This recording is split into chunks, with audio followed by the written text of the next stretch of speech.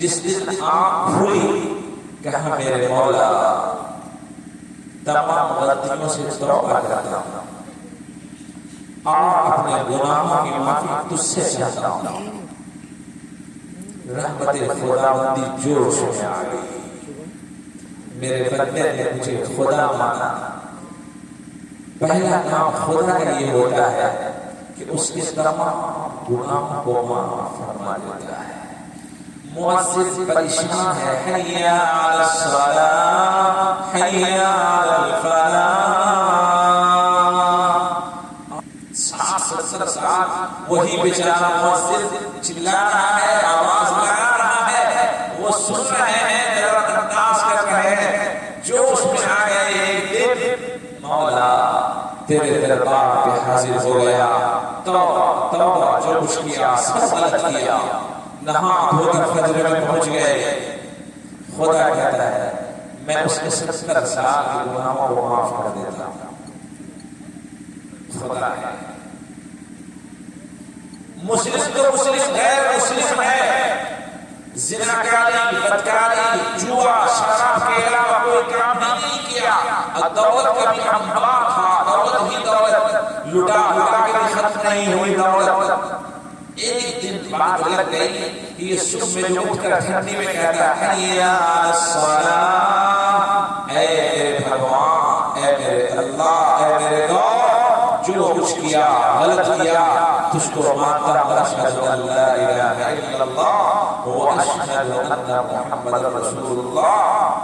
خدا کہتا ہے ان اللہ غفور, 7 سال کا گناہ معاف. الرحیم, رحیم بھی ہے. مفسرین نے لکھا ہے, پڑھے لکھے لوگوں نے لکھا ہے کہ اللہ تبارک و تعالی پھر 7 سال کے گناہوں کو نیکیوں میں بدلتا ہے. اللہ نیکیوں میں بدل کر اس انسان کے کھاتے میں نیکیاں 7 سال کی نیکیاں بھر دیتا ہے. یہ ہے ان اللہ غفور رحیم کا مطلب. یہ ہے خدا.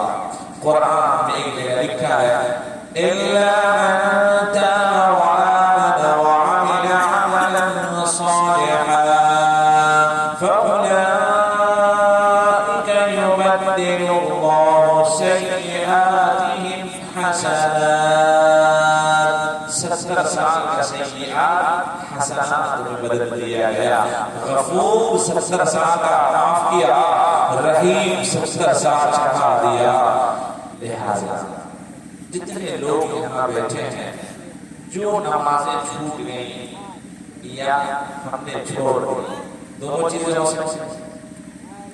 نمازیں چھوٹ گئیں یا ہم نے چھوڑ دی, جو ہو سکے قضا کر لو. آج ہی توبہ کرو. آج شب معراج ہے. معراج کی رات ہے. آقا زمین سے آسمان پر گئے نماز لانے کے لیے. لہذا اس رات کی برکت میں ہم سب توبہ کریں. مولا جو نمازیں چھوٹ گئیں اور یہ وعدہ کرو آج سے انشاءاللہ کہ اب سے جان بوجھ کر نماز نہیں چھوٹے گی انشاءاللہ.